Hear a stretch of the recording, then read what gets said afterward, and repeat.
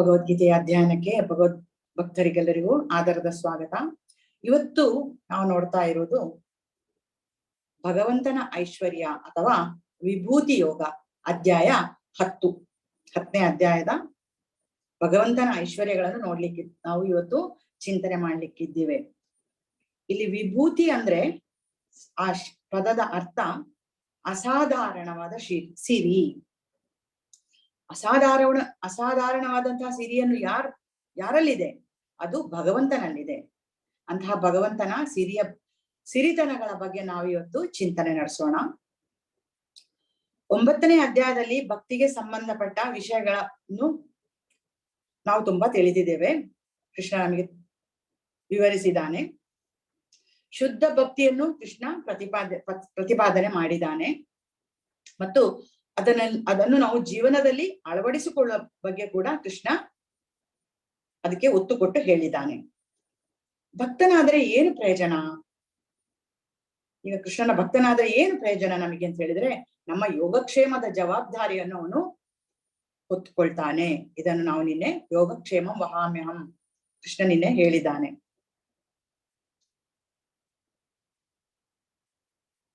ಕೃಷ್ಣನ ವಿಷಯ ತಿಳಿದಷ್ಟು ನಾವು ಅವನಿಗೆ ಹತ್ತಿರವಾಗ್ತೇವೆ. ನಾವು ನಮ್ಮ ಭಕ್ತಿಯಲ್ಲಿ ದೃಢವಾಗಿ ಹೆಜ್ಜೆ ಊಡ್ತೇವೆ. ಅದಕ್ಕಾಗಿ ನಾವು ಪುನಃ ಕೃಷ್ಣನ ಬಗ್ಗೆ ಕೇಳಬೇಕು, ಕೃಷ್ಣನ ಬಗ್ಗೆ ಅರಿತುಕೊಳ್ಬೇಕು, ಕೃಷ್ಣನ ಸಿರಿಗಳ ಬಗ್ಗೆ ನಾವು ಚಿಂತನೆ ಮಾಡಬೇಕು.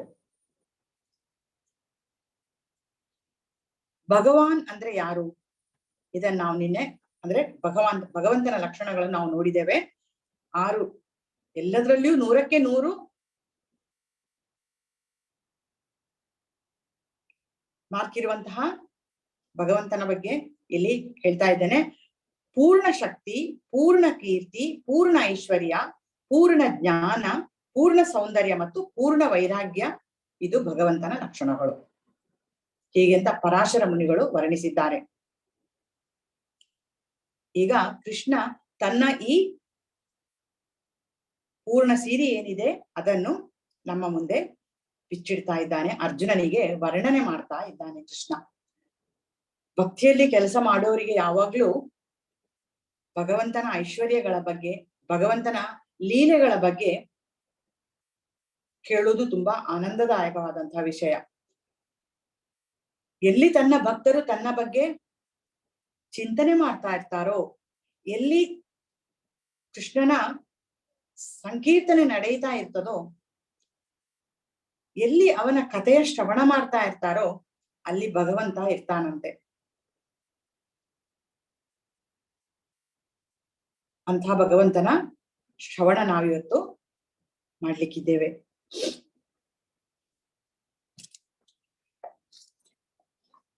ಶ್ರೀ ಭಗವಾನುವಾಚ ಭೂಯ ಏವ ಮಹಾಬಾಹೋ ಶೃಣು ಮೇ ಪರಮಂ ವಚಃ ಯತ್ತೇಹಂ ಪ್ರಿಯಮಾಣಾಯ ವಕ್ಷ್ಯಾಮಿ ಹಿತ ಕಾಮ್ಯಯ. ದೇವೋತ್ತಮ ಪರಮ ಪುರುಷನು ಹೀಗೆಂದು ಹೇಳಿದನು. ಮಹಾಬಾಹುವಾದ ಅರ್ಜುನನೇ, ಮತ್ತೆ ಕೇಳು. ನೀನು ನನ್ನ ಪ್ರೀತಿಯ ಸ್ನೇಹಿತನಾದ್ದರಿಂದ ನಾನು ನಿನಗಾಗಿ ಇನ್ನೂ ಹೇಳುತ್ತೇನೆ. ನಾನು ಆಗಲೇ ವಿವರಿಸಿರುವ ಜ್ಞಾನಕ್ಕಿಂತ ಇನ್ನೂ ಉತ್ತಮವಾದ ಜ್ಞಾನವನ್ನು ನಿನಗೆ ನೀಡುತ್ತೇನೆ. ಕೃಷ್ಣ ಈಗಾಗಲೇ ಬೇಕಾದಷ್ಟು ರಹಸ್ಯವಾದ ಜ್ಞಾನವನ್ನು ಅರ್ಜುನನಿಗೆ ಕೊಟ್ಟಿದ್ದಾನೆ. ಆದ್ರೆ ಅರ್ಜುನ ಪ್ರಿಯನಾದ ಶಿಷ್ಯ, ಅವನ ಪ್ರಿಯ ಸಖ. ಆದ್ರಿಂದ ಇನ್ನೂ ಉತ್ತಮವಾದ ಜ್ಞಾನವನ್ನು ನಿನಗೆ ದಯಪಾಲಿಸ್ತಾ ಇದ್ದೇನೆ, ಕೊಡ್ತಾ ಇದ್ದೇನೆ ಅಂತ ಹೇಳಿ ಕೃಷ್ಣ ಇಲ್ಲಿ ಹೇಳ್ತಾ ಇದ್ದಾನೆ. ಭಗವಂತ ಒಂದೊಂದಾಗಿ ತನ್ನ ರಹಸ್ಯಗಳನ್ನು ಅರ್ಜುನನ ಮುಂದೆ ಬಿಚ್ಚಿಡ್ತಾ ಇದ್ದಾನೆ.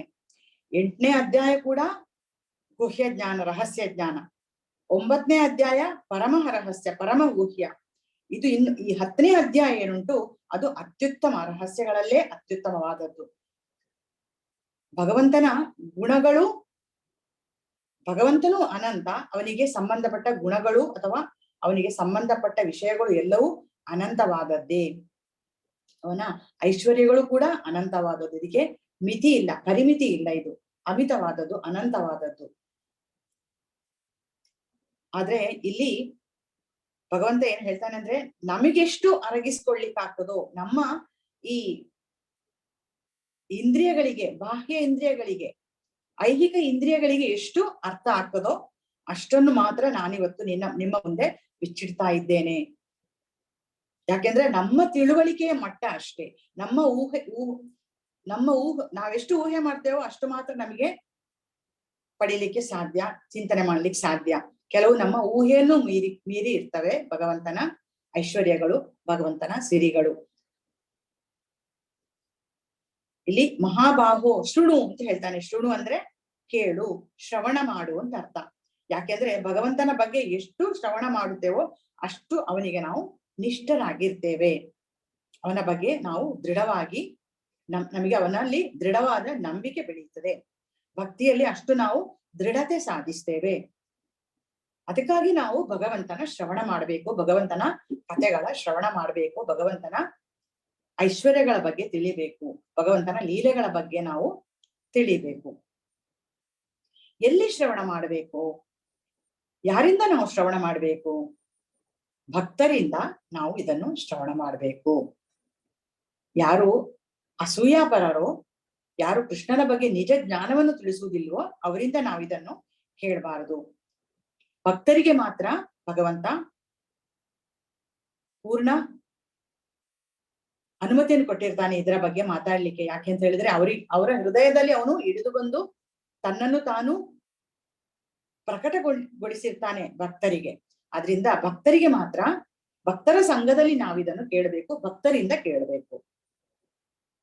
ಚೈತನ್ಯ ಚರಿತಾಮೃತದಲ್ಲಿ ಒಂದು ಮಾತಿದೆ, ಸಾಧು ಸಂಘ ಸರ್ವಶಾಸ್ತ್ರ ಕಯ ಲವ ಮಾತ್ರ ಸಾಧು ಸಂಘೆ ಸರ್ವ ಸಿದ್ಧಿ ಹಯ. ಇದು ಬೆಂಗಾಲಿ ಭಾಷೆ. ಪರಿಶುದ್ಧ ಭಕ್ತರ ಸಹವಾಸದಿಂದ ಮನುಷ್ಯನಿಗೆ ಸರ್ವ ಸಿದ್ಧಿ ಆಗ್ತದೆ. ಇದು ಎಲ್ಲಾ ಗ್ರಂಥಗಳ ಸಾರ, ಎಲ್ಲಾ ಶಾಸ್ತ್ರಗಳ ನಿರ್ಣಯ. ಇದು ಯಾರು ಕೃಷ್ಣನ ಕತೆ ಕೇಳಲು ಆತುರರಾಗಿದ್ದಾರೋ ಅಂಥವರ ಸಂಘ ಮಾಡೋದ್ರಿಂದ ನಮ್ಮ ಭಕ್ತಿ ಕೂಡ ಹೆಚ್ಚಾಗ್ತದೆ.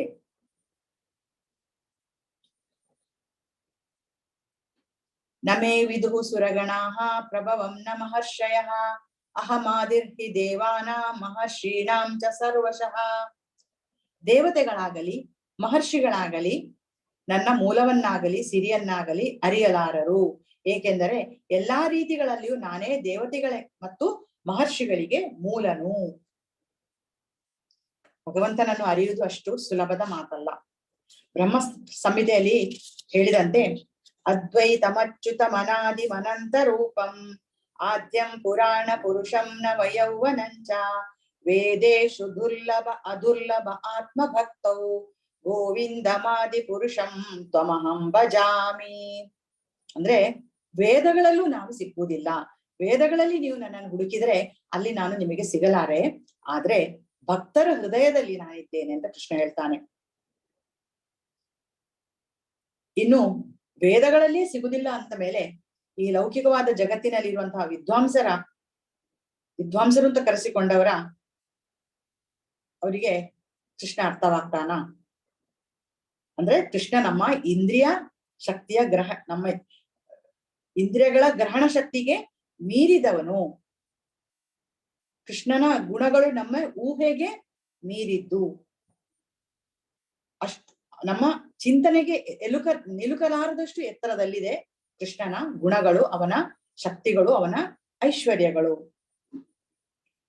ದಾಸರು ಹಾಡ್ತಾರೆ, ಸುಲಭನೋ ಹರಿ ತನ್ನವರ ಅರೆಗಳಿಗೆ ಬಿಟ್ಟಗಲನೋ ರಮಾದವನ ಒಲಿಸಲರಿಯದೆ ಪಾಮರರು ಬಳಲುವರು ಭವದೊಳಗೆ ಅಂತ. ಸುಲಭ ಯಾರಿಗೆ ಸುಲಭ? ಕೃಷ್ಣ ತನ್ನವರಿಗೆ, ಅಂದ್ರೆ ಭಕ್ತರಿಗೆ. ಭಕ್ತರು ನಿನ್ನೆ ಹೇಳಿದಾನೆ ಕೃಷ್ಣ ಅಲ್ವಾ 9ನೇ ಅಧ್ಯಾಯದಲ್ಲಿ, ನನ್ನನ್ನು ಯಾರು ಪ್ರೀತಿಯಿಂದ ಭಜಿಸ್ತಾರೋ ಅವರನ್ನು ನಾನು ಬಿಟ್ಟಿರುವುದಿಲ್ಲ, ಅವರು ನನ್ನೊಳಗಿರ್ತಾರೆ, ನಾನು ಅವರಲ್ಲಿ ಇದ್ದೇನೆ ಅಂತ. ಅವರು ನನಗೆ ಅತ್ಯಂತ ಪ್ರಿಯರು ಅಂತ. ಆದ್ರಿಂದ ಒಂದು ಅರೆಗಳಿಗೆ ಕೂಡ ಭಕ್ತರನ್ನು ಕೃಷ್ಣ ಅಗಲಿರುವುದಿಲ್ಲ. ಸುಲಭನೋ ಹರಿ ತನ್ನವರ ಅರೆಗಳಿಗೆ ಬಿಟ್ಟಗಲನೋ ರಮಾದವನ ಒಲಿಸಲರಿಯದೆ ಪಾಮರರು ಬಳಲುವರು ಭವದೊಳಗೆ. ಪಾಮರರು, ಪಂಡಿತರು ಅಂತ ಕರೆಸ್ಕೊಂಡವರಿಗೆ ಅವನನ್ನು ಅರಿತುಕೊಳ್ಳಿಕ್ಕೆ ಸಾಧ್ಯ ಇಲ್ಲ. ಭಗವಂತ ಭಕ್ತರಿಗೆ ತಾನೇ ಇಳಿದು ಬಂದು ಅವರ ಹೃದಯದಲ್ಲಿ ನಿಂತು ತನ್ನ ಸ್ಥಾನದ ಬಗ್ಗೆ ಅರಿವು ಮೂಡಿಸ್ತಾನೆ. ಆದ್ರಿಂದ ಇಲ್ಲಿ ದೇವತೆಗಳಾಗಲಿ ಮಹರ್ಷಿಗಳಾಗಲಿ ನನ್ನ ಮೂಲವನ್ನು ಅರಿಯಲಾರರು. ಯಾಕೆಂದ್ರೆ ಎಲ್ಲಾ ರೀತಿಗಳಲ್ಲಿಯೂ ನಾನೇ ದೇವತೆಗಳಿಗೆ ಮತ್ತು ಮಹರ್ಷಿಗಳಿಗೆ ಮೂಲನು ಅಂತ ಕೃಷ್ಣ ಇಲ್ಲಿ ಹೇಳ್ತಾನೆ. ಯೋ ಮಾಂ ಅನಾದಿಂ ಚ ವೇತ್ತಿ ಲೋಕಮಹೇಶ್ವರಂ ಅಸಮ್ಮೂಢಃ ಸಮರ್ಥೇಷು ಸರ್ವ ಪಾಪೈ ಪ್ರಮುಚ್ಯತೆ. ಯೋ ಮಾಂ ಅಜಂ ಅನಾದಿಂ ಚ ವೇತ್ತಿ ಲೋಕಮಹೇಶ್ವರಂ ಅಸಮ್ಮೂಢಃ ಸಮರ್ಥೇಷು ಸರ್ವ ಪಾಪೈ ಪ್ರಮುಚ್ಯತೆ. ಯಾರು ನನ್ನನ್ನು ಜನ್ಮವಿಲ್ಲದವನು, ಅನಾದಿ ಮತ್ತು ಎಲ್ಲಾ ಲೋಕಗಳ ಪರಮ ಪ್ರಭು ಎಂದು ಅರಿಯುತ್ತಾನೋ ಅವನು ಮಾತ್ರ ಮನುಷ್ಯರಲ್ಲಿ ಭ್ರಾಂತಿ ಇಲ್ಲದವನಾಗಿ ಎಲ್ಲಾ ಪಾಪಗಳಿಂದ ಬಿಡುಗಡೆ ಹೊಂದುತ್ತಾನೆ. ಇಲ್ಲಿ ಅಜ ಎಂದರೆ ಜನ್ಮರಹಿತ, ಅನಾದಿ ಅವನು ಆದಿ ಇಲ್ಲದವನು, ಅವನು ಹುಟ್ಟಿಲ್ಲದವನು. ಎಲ್ಲದರ ಕಾರಣ ಅವನೆಂದು ಯಾರು ತಿಳಿಯುತ್ತಾರೋ ಅವರು ಭ್ರಾಂತಿಯಿಂದ ಮುಕ್ತರಾಗಿ ಪರಂಧಾಮವನ್ನು ಪಡೆಯುತ್ತಾರೆ. ಈ ಲೋಕದಲ್ಲಿ ಕೃಷ್ಣ ಹುಟ್ಟುವಾಗ ಸಾಮಾನ್ಯ ಮನುಷ್ಯರ ರೀತಿಯಲ್ಲೇ ಹುಟ್ಟಿ ಬರುವುದಿಲ್ಲ. ಆದ್ರೆ ಅದನ್ನು ಲೌಕಿಕ ಜೀವಿಗಳು ಅರಿಯುವುದಿಲ್ಲ. ಅವನ ಹುಟ್ಟಿನ ರಹಸ್ಯವನ್ನು ಅವರಿಗೆ ಅರಿತುಕೊಳ್ಳಿಕ್ಕೆ ಆಗುವುದಿಲ್ಲ. ದೇವಕಿಯ ವಸುದೇವರ ಮಗುವಾಗಿ ಅವತರಿಸುವ ಮೊದಲು ಕೃಷ್ಣ ಅವರ ಹೃದಯದಲ್ಲಿ ಬಂದು ಸ್ಥಾಪಿತನಾದ. ಆಮೇಲೆ ಭೂಮಿಗೆ ಬಂದು ಸಾಮಾನ್ಯ ಮಗುವಾಗಿ ಅವನು ಅವತಾರ ಮಾಡಿದ, ಸಾಮಾನ್ಯ ಮಗುವಿನ ರೂಪ ಧರಿಸಿದ. ಇಲ್ಲಿ ಪುರುಷ ಮತ್ತು ಸ್ತ್ರೀಯ ಸಂಯೋಗ ಇರಲಿಲ್ಲ. ಭಗವಂತನ ಹುಟ್ಟು ಆ ರೀತಿ ಆಗುವುದಿಲ್ಲ. ಬ್ರಹ್ಮನಿಂದ ಹಿಡಿದು ಮಹರ್ಷಯ ಸಪ್ತ ಪೂರ್ವೇ ಚತ್ವಾರೋ ಮನವಸ್ತಥಾ ಮದ್ಭಾವ ಮಾನಸಾ ಜಾತ್ವ ಏಷಾಂ ಲೋಕ ಇಮಾ ಪ್ರಜಾ. ಸಪ್ತರ್ಷಿಗಳು ಮತ್ತು ಅವರ ಪೂರ್ವದ 4 ಮಹರ್ಷಿಗಳು ಎಲ್ಲರೂ ನನ್ನಿಂದ ಬಂದವರು. ವಿವಿಧ ಲೋಕಗಳಲ್ಲಿರುವ ಜೀವಿಗಳೆಲ್ಲ ಅವರ ಸಂತಾನದವರೇ. ಕೃಷ್ಣ ಹೇಳ್ತಾನೆ ಇಲ್ಲಿ, ಬ್ರಹ್ಮನಿಂದ ಹಿಡಿದು ಎಲ್ಲಾ ದೇವತೆಗಳು ಅವನಿಂದ ಸೃಷ್ಟಿಯಾದವರು. ಬ್ರಹ್ಮನಿಂದ ಸಪ್ತರ್ಷಿಗಳು, ಅವರ ಪೂರ್ವದ 4 ಕುಮಾರರು ಅಂದ್ರೆ ಸನಕ ಸನಂದನ ಸನಾತನ ಸನತ್ ಕುಮಾರ ಅಂತ ಹೇಳುವ 3 ಕುಮಾರರು, 14 ಮಂದಿ ಮನುಗಳು, ಬ್ರಾಹ್ಮಣರು, ವೈಶ್ಯರು, ಶೂದ್ರರು ಎಲ್ಲರೂ ಕೃಷ್ಣನಿಂದ ಹುಟ್ಟಿದವರು. ಕೃಷ್ಣನ ಸೃಷ್ಟಿ ಎಲ್ಲರದು ಕೃಷ್ಣನ ಸೃಷ್ಟಿ. ಆದ್ರಿಂದ ಬ್ರಹ್ಮನನ್ನು ಪಿತಾಮಹ ಅಂತ ಕರೀತಾರೆ, ಅಂದ್ರೆ ಅಜ್ಜ. ಭಗವಂತನನ್ನು ಪ್ರಪಿತಾಮಹ ಅಂತ ಕರೀತಾರೆ, ತಂದೆ, ಅಜ್ಜನ ತಂದೆ. ಬ್ರಹ್ಮ ಪಿತಾಮಹ, ಭಗವಂತ ಪ್ರಪಿತಾಮಹ ಅಂತ ಕರೀತಾರೆ. ಏತಾಂ ವಿಭೂತಿ ಯೋಗಂ ಚ ಮಮ ಯೋ ವೇತ್ತಿ ತತ್ವತಃ ಸೋ ವಿಕಲ್ಪೇನ ಯೋಗೇನ ಯುಜ್ಯತೆ ನಾತ್ರ ಸಂಶಯಃ. ನನ್ನ ಈ ಐಶ್ವರ್ಯವನ್ನು ಮತ್ತು ಯೋಗ ಶಕ್ತಿಯನ್ನು ಯಥಾರ್ಥವಾಗಿ ತಿಳಿದವನು ಪರಿಶುದ್ಧವಾದ ಭಕ್ತಿ ಸೇವೆಯಲ್ಲಿ ತೊಡಗುತ್ತಾನೆ. ಈ ವಿಷಯದಲ್ಲಿ ಸಂಶಯವಿಲ್ಲ.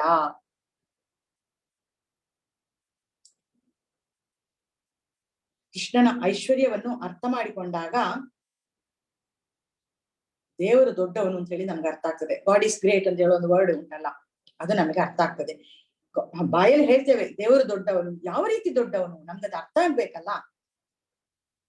ಎಷ್ಟೋ ಜನ ದೊಡ್ಡವರು, ಅವರು ಬಹಳ ದೊಡ್ಡವರು, ವಿದ್ವಾಂಸರು, ವಿದ್ಯೆಯಲ್ಲಿ ತುಂಬಾ ದೊಡ್ಡವರು, ಆ ರೀತಿಯಲ್ಲೇ ಹೇಳ್ತಾರೆ. ಆದ್ರೆ ಭಗವಂತನನ್ನು ದೊಡ್ಡವರು, ದೇವರು ದೊಡ್ಡವನು ಅಂತ ಹೇಳ್ತೇನೆ. ಯಾವ ರೀತಿ ದೊಡ್ಡವರು ನಮ್ಗೆ ಅರ್ಥ ಆಗ್ಬೇಕಲ್ಲ, ನಾವು ತಿಳ್ಕೊಳ್ಬೇಕಲ್ಲ. ದೇವರ ಸಿರಿಯನ್ನು ತಿಳಿದುಕೊಂಡಾಗ ಅದು ನಮಗೆ ಅರ್ಥ ಆಗ್ತದೆ. ಆಗ ನಾವು ಅವನಿಗೆ ಶರಣಾಗತರಾಗುವುದಲ್ಲದೆ ಬೇರೆ ಯಾವುದೇ ದಾರಿ ಇಲ್ಲ. ಅಷ್ಟು ದೊಡ್ಡವನು ದೇವರು. ಕೃಷ್ಣನಲ್ಲಿ ಆಸಕ್ತಿ ಇನ್ನೂ ಹೆಚ್ಚಿಸಿಕೊಳ್ಳಲು ನಾವು ಈ ವಿಷಯಗಳನ್ನು ಶ್ರವಣ ಮಾಡಬೇಕು. ತಿಳಿದ ನಂತರ ದೃಢ ನಂಬಿಕೆಯಿಂದ, ಶ್ರದ್ಧೆಯಿಂದ, ಸಂಶಯ ಇಲ್ಲದೆ ಕೃಷ್ಣ ದೊಡ್ಡವನು, ದೇವರು ದೊಡ್ಡವನು ಅಂತ ಹೇಳಿ ನಾವು ಒಪ್ಪಿಕೊಳ್ಳಲೇಬೇಕಷ್ಟೆ. ನನ್ನ ಈ ಐಶ್ವರ್ಯವನ್ನು ಮತ್ತು ಯೋಗ ಶಕ್ತಿಯನ್ನು ಯಥಾರ್ಥವಾಗಿ ತಿಳಿದವನು ಪರಿಶುದ್ಧವಾದ ಭಕ್ತಿ ಸೇವೆಯಲ್ಲಿ ತೊಡಗುತ್ತಾನೆ. ಈ ವಿಷಯದಲ್ಲಿ ಸಂಶಯವಿಲ್ಲ.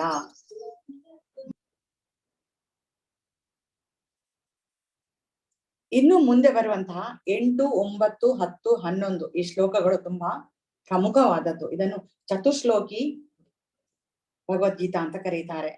ಇದರಲ್ಲಿ ಒಂದು ರೀತಿ ಎಲ್ಲಾ ಭಗವದ್ಗೀತೆ ಎಲ್ಲಾ ಸಾರವು ಅಡಗಿದೆ ಆ 4 ಶ್ಲೋಕಗಳೇ. ಅದನ್ನ ಇವತ್ತು ನಾವೀಗ ನೋಡುವ. ಅಹಂ ಸರ್ವಸ್ವ ಪ್ರಭವೋ ಮತ್ತ ಸರ್ವಂ ಪ್ರವರ್ತತೆ ಇತಿ ಮತ್ವಾ ಭಜಂತೆ ಮಾಂ ಬುಧ ಭಾವ ಸಮನ್ವಿತಃ.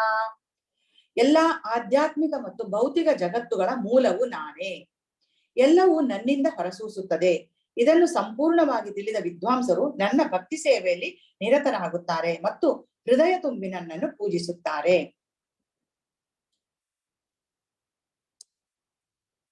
ಕೃಷ್ಣ ಎಲ್ಲಾ ತಲೆಮಾರುಗಳ ಮೂಲ. ಎಲ್ಲವೂ ಅವನಿಂದಲೇ ಹುಟ್ಟಿರುವುದರಿಂದ ಎಲ್ಲವೂ ಅವನ ಅಧೀನದಲ್ಲಿದೆ. ಯಾರು ಅವನಿಗಿಂತ ಮಿಗಿಲಾದವರಿಲ್ಲ. ಈ ರೀತಿ ಯಾರು ಅರ್ಥ ಮಾಡಿಕೊಳ್ತಾರೋ ಅವರು ದೃಢ ಭಕ್ತಿಯಲ್ಲಿ ಕೃಷ್ಣನ ಸೇವೆ ಮಾಡ್ತಾರೆ ಎಂದು ಕೃಷ್ಣ ಇಲ್ಲಿ ಹೇಳ್ತಾ ಇದ್ದಾನೆ. ನಾರಾಯಣ ಉಪನಿಷತ್ತಿನಲ್ಲಿ ಈ ರೀತಿ ಹೇಳಿದೆ. ನಾರಾಯಣಾತ್ ಬ್ರಹ್ಮ ಜಾಯತೆ, ನಾರಾಯಣಾತ್ ಪ್ರಜಾಪತಿ ಪ್ರಜಾಯತೆ, ನಾರಾಯಣಾತ್ ಇಂದ್ರೋ ಜಾಯತೆ, ನಾರಾಯಣಾತ್ ಅಷ್ಟವಸವೋ ಜಾಯಂತೆ, ನಾರಾಯಣಾತ್ ಏಕಾದಶ ರುದ್ರ ಜಾಯಂತೆ. ಈ ರೀತಿ ನಾರಾಯಣ ಉಪನಿಷತ್ತಿನಲ್ಲಿ ಕೃಷ್ಣನ ವರ್ಣನೆ ಇದೆ. ಅಂದ್ರೆ ಎಲ್ಲವೂ ಕೃಷ್ಣನಿಂದಲೇ ಹೊರಹೊಮ್ಮಿದೆ. ಎಲ್ಲರೂ ಕೃಷ್ಣನಿಂದಲೇ ಸೃಷ್ಟಿ ಮಾಡಲ್ಪಟ್ಟವರು. ಎಲ್ಲವೂ ಕೃಷ್ಣನಿಂದಲೇ. ಅವರೆಲ್ಲರ ಮೂಲ ಪುರುಷ ಕೃಷ್ಣ. ಈ ಸೃಷ್ಟಿಯ ಆದಿಯಲ್ಲಿ ಭಗವಂತ ಮಾತ್ರ ಇದ್ದ. ಅವನು ಬ್ರಹ್ಮನನ್ನು, ಇಂದ್ರನನ್ನು, ರುದ್ರರನ್ನು, ಏಕಾದಶ ರುದ್ರರು ಅಂದ್ರೆ 11 ಮಂದಿ ರುದ್ರರಿದ್ದಾರೆ. ಅವರಲ್ಲಿ ಶಂಕರ ಪ್ರಮುಖ, ಶಂಭು ಅವರ ಮುಖ್ಯವಾದವನು. ಅಷ್ಟು ಮಾತ್ರ ಅಲ್ಲ, ನೀರು, ಅಗ್ನಿ, ಸೂರ್ಯ ಎಲ್ಲವನ್ನೂ ಭಗವಂತನೇ ಸೃಷ್ಟಿ ಮಾಡಿದ. ಇದನ್ನು ಋಷಿ ಮುನಿಗಳು ಪ್ರತಿಪಾದಿಸಿದ್ದಾರೆ. ಎಲ್ಲಾ ಗ್ರಂಥಗಳಲ್ಲಿಯೂ ಇದರ ಉಲ್ಲೇಖ ಇದೆ. ಇಲ್ಲಿ ಭಗವಂತ ಪ್ರಕೃತಿಗೆ ಮತ್ತು ತನಗೂ ಇರುವ ಸಂಬಂಧವನ್ನು ಹೇಳ್ತಾ ಇದ್ದಾನೆ. ಇನ್ನು 9ನೇ ಶ್ಲೋಕದಲ್ಲಿ ಮಚ್ಚಿತ್ತ ಮದ್ಗತ ಪ್ರಾಣ ಬೋಧಯಂತ ಪರಸ್ಪರಂ ಕಥಯಂತಶ್ಚ ಮಾಂ ನಿತ್ಯಂ ತುಷ್ಯಂತಿ ಚ ರಮಂತಿ ಚ. ನನ್ನ ಪರಿಶುದ್ಧ ಭಕ್ತರ ಯೋಚನೆಗಳು ನನ್ನಲ್ಲಿ ನೆಲೆಸಿರುತ್ತವೆ. ಅವರ ಬದುಕುಗಳು ಸಂಪೂರ್ಣವಾಗಿ ನನಗೆ ಆಕರ್ಷಿತವಾಗುತ್ತದೆ ಮತ್ತು ಪರಸ್ಪರವಾಗಿ ನನ್ನ ವಿಷಯವನ್ನು ತಿಳಿಸಿಕೊಡುತ್ತಾ ನನ್ನ ಬಗೆಗೆ ಮಾತನಾಡುತ್ತಾ ಅವರು ಬಹು ತೃಪ್ತಿಯನ್ನು, ಆನಂದವನ್ನು ಪಡೆಯುತ್ತಾರೆ. ಇಲ್ಲಿ ಪರಿಶುದ್ಧ ಭಕ್ತರ ಲಕ್ಷಣಗಳು ಹೇಳಿವೆ. ನನ್ನ ಭಕ್ತರು ನನ್ನಲ್ಲಿ ವಾಸಿಸುತ್ತಾರೆ. ನನ್ನ ಬಗ್ಗೆ ಚರ್ಚಿಸುತ್ತಾ, ನನ್ನ ಕುರಿತು ಚಿಂತಿಸುತ್ತಾ, ಪರಸ್ಪರ ತಮ್ಮಲ್ಲಿ ವಿಚಾರ ವಿನಿಮಯ ಮಾಡಿಕೊಳ್ಳುತ್ತಾ ಆನಂದ ಪಡುತ್ತಾರೆ. 8ನೇ ಶ್ಲೋಕದಲ್ಲಿ ಕೃಷ್ಣ ಅವನ ಸೃಷ್ಟಿಯೊಂದಿಗೆ ಅವನ ಸಂಬಂಧ ಏನು ಅಂತ ಹೇಳಿದ. ಇಲ್ಲಿ 9ನೇ ಶ್ಲೋಕದಲ್ಲಿ ತನ್ನ ಮತ್ತು ಭಕ್ತರ ನಡುವೆ ಇರುವ ಸಂಬಂಧ ಯಾವುದು ಅಂತ ಇಲ್ಲಿ ಕೃಷ್ಣ ಹೇಳ್ತಾ ಇದ್ದಾನೆ. ಅದನ್ನು ಅರ್ಥ ಮಾಡಿಕೊಂಡಂತಹ ಭಕ್ತರು ನಿತ್ಯವೂ ಅವನನ್ನು ಸ್ಮರಿಸ್ತಾ ಇರ್ತಾರೆ ಮತ್ತು ಪರಮ ಸಂತೋಷ ಅನುಭವಿಸ್ತಾರೆ. ಸಂತೋಷ ಮತ್ತು ಆನಂದ ಎಲ್ಲರೂ ಅದರ ಹುಡುಕಾಟದಲ್ಲಿ ತಾನೇ ಇರುವುದು. ಯಾರಿಗೆ ಬೇಡ ಅದು? ಅದು ಸಿಗ್ಬೇಕಾದ್ರೆ ಏನ್ ಮಾಡ್ಬೇಕು ಅಂದ್ರೆ ನಾವು ಕೃಷ್ಣನಲ್ಲಿ ಮನಸ್ಸನ್ನು ನೆಡಬೇಕು. ಭಕ್ತರ ಸಹವಾಸದಲ್ಲಿ ಅದನ್ನು ಪಡೆಯಬೇಕು.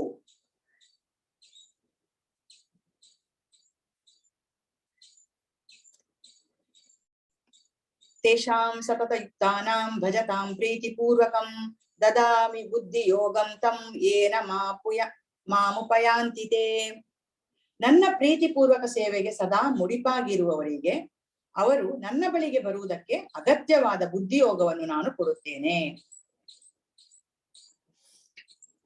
ಈ ಶ್ಲೋಕದಲ್ಲಿ ಕೃಷ್ಣ ಹೇಳ್ತಾನೆ, ನಾವು ಅವನ ಭಜನೆ ಸ್ಮರಣೆ ಮಾಡಿದ್ರೆ ಅವನು ನಮ್ಗೇನ್ ಮಾಡ್ತಾನೆ ಅಂತ ಎಂಬುದನ್ನು ಇಲ್ಲಿ ಕೃಷ್ಣ ವಿವರಿಸಿದ್ದಾನೆ. ಯಾರು ಸತತವಾಗಿ ನನ್ನ ಸ್ಮರಣೆ ಮಾಡ್ತಾರೋ ಅವರಿಗೆ ನಾನು ನನ್ನಲ್ಲಿಗೆ ಬರುವ ಬುದ್ಧಿಯೋಗವನ್ನು ಪ್ರದಾನ ಮಾಡುತ್ತೇನೆ, ಕೊಡ್ತೇನೆ ಅಂತ, ದಾರಿ ತೋರಿಸ್ತೇನೆ ಅಂತ. ಅದರಿಂದ ಏನಾಗ್ತದೆ, ನಾವು ಅವನನ್ನು ಸೇರುವಂತಹ ದಾರಿ ನಮಗೆ ಸಿಗ್ತದೆ. ಕೃಷ್ಣ ಇಲ್ಲಿ ಅವನಲ್ಲಿಗೆ ಬರುವಂತಹ ದಾರಿಯನ್ನು ಅವನೇ ತೋರಿಸ್ತಾ ಇದ್ದಾನೆ. ಬೇರೆ ಬೇರೆ ರೀತಿಯಲ್ಲಿ ನಮಗೆ ಅವನು ಹೇಳ್ತಾ ಇದ್ದಾನೆ, ಹೀಗೆ ಬನ್ನಿ, ಹೀಗೆ ಬನ್ನಿ, ಹೀಗೆ ನನ್ನನ್ನು ಪ್ರಾರ್ಥನೆ ಮಾಡಿ, ಈ ರೀತಿ ನಾನಿದ್ದೇನೆ ಅಂತ ಹೇಳ್ತಾ ಇದ್ದಾನೆ. ಇದು ಒಂದು ರೀತಿಯ ತಾಯಿ ಮತ್ತು ಮಗುವಿನ ಕಣ್ಣು ಮುಚ್ಚಾಲೆಯ ಆಟದ ಹಾಗೆ ಇದೆ. ಸಣ್ಣ ಮಗು ತಾಯಿಯೊಂದಿಗೆ ಆಟ ಆಡ್ತಾ ಇದೆ, ಕಣ್ಣು ಮುಚ್ಚಾಲೆ ಆಟ ಆಡ್ತಾ ಇದೆ, ತಾಯಿ ಅಡಗಿಕೊಳ್ತಾಳೆ. ಮಗು ತಾಯಿಯನ್ನು ಹುಡುಕ್ತಾ ಇದೆ, ಆದ್ರೆ ಹುಡುಕಿ ಹುಡುಕಿ ಸುಸ್ತಾಗಿದೆ. ಅದು ತಾಯಿ ಕಾಣದೆ ಕಂಗೆಟ್ಟು ನಿಂತಿದೆ ಮಗು. ಆಗ ತಾಯಿ ಏನ್ ಮಾಡ್ತಾಳೆ, ತಾಯಿ ಕರುಣಾಮಯಿ ಅವಳು. ಮಗು ಬೇಕು ತಾಯಿಗೆ, ಅದರ ಮುಖದಲ್ಲಿ ಯಾವುದೇ ಆತಂಕವನ್ನು ದುಗುಡವನ್ನು ಅವಳು ನೋಡ್ಲಿಕ್ಕೆ ಬಯಸುವುದಿಲ್ಲ. ಆಗ ಏನ್ ಮಾಡ್ತಾಳೆ ತಾಯಿ ಅಂತ ಹೇಳಿದ್ರೆ, ತಾನು ಅಡಗಿರುವ ಜಾಗದಿಂದಲೇ ಏನಾದ್ರೂ ಸಣ್ಣ ಸದ್ದನ್ನು ಮಾಡ್ತಾಳೆ, ಅಥವಾ ಏನಾದ್ರೂ ಒಂದು ಶಬ್ದವನ್ನು ಮಾಡ್ತಾಳೆ. ಅಂದ್ರೆ ನಾನು ಇಲ್ಲಿದ್ದೇನೆ ಅಂತ ಒಂದು ತೋರಿಸುವ ಒಂದು ಕುರುಹನ್ನು ಮಾಡ್ತಾಳೆ. ಆಗ್ಲೂ ಮಗುವಿಗೆ ಗೊತ್ತಾಗುದಿಲ್ಲ. ಮಗು ಚಡಪಡಿಸ್ತದೆ, ಆಚೆ ಈಚೆ ನೋಡ್ತದೆ, ಎಲ್ಲೋ ಶಬ್ದ ಬಂತು, ಬಹುಶಃ ಈ ನನ್ನ ತಾಯಿ ಇಲ್ಲಿ ಅಡಗಿರ್ಬಹುದು ಅಂತ ಮಗು ಆ ಕಡೆ ಈ ಕಡೆ ನೋಡ್ತದೆ. ಆದ್ರೆ ಇನ್ನು ಮಗುವಿಗೆ ತಾಯಿ ಕಾಣೋದಿಲ್ಲ. ತಾಯಿ ಈಗ ಪುನಃ ಏನ್ ಮಾಡ್ತಾಳೆ, ಇನ್ನೂ ದೊಡ್ಡ ಶಬ್ದ ಮಾಡ್ತಾಳೆ, ಅಥವಾ ಇನ್ನೂ ಏನಾದ್ರೂ ಸಂಜ್ಞೆಯನ್ನು ಮಾಡ್ತಾಳೆ. ಆಗ ಮಗುವಿಗೆ ಅರ್ಥ ಆಗ್ತದೆ, ನನ್ನ ತಾಯಿ ಇಲ್ಲಿ ಅಡಗಿದ್ದಾಳೆ ಅಂತ. ಆ ರೀತಿ ತಾಯಿ ಅನ್ನೋದು ಕಂಡು ಹುಡುಕಿಕೊಳ್ತಾಳೆ. ಮಗು ಮತ್ತು ತಾಯಿಗಿಬ್ರಿಗೂ ಸಂತೋಷವಾಗ್ತದೆ. ಇದೊಂದು ರೀತಿಯ ಆಟ ಅಷ್ಟೇ. ಅದೇ ರೀತಿ ಭಗವಂತ ಕೂಡ ನಮ್ಗೆ ಬೇರೆ ಬೇರೆ ರೀತಿಯಲ್ಲಿ ಸಂಜ್ಞೆ ಮಾಡಿ ತೋರಿಸ್ತಾ ಇದ್ದಾನೆ, ಹೇಳ್ತಾ ಇದ್ದಾನೆ.